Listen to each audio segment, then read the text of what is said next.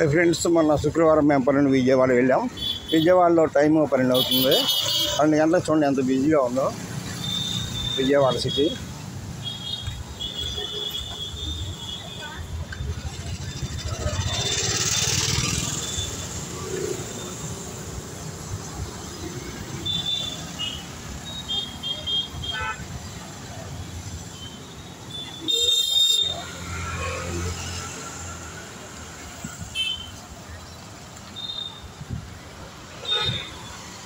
Okay friends, చూశారుగా విజయవాడ ఎప్పుడూ బిజీగానే ఉండదు. విజయవాడ ప్రతిరోజు కూడా బిజీగానే ఉంటుంది. చూడండి ఎంత బిజీగా ఉందో చూడండి విజయవాడ. ఏ పని వాళ్ళు ఆ పని, ఏ షాప్ వాళ్ళు ఆ షాప్ తీసుకున్నారు, ఏ పని వాళ్ళు ఆ పని చేసుకుంటున్నారు. చూడండి ఎంత బిజీగా ఉందో.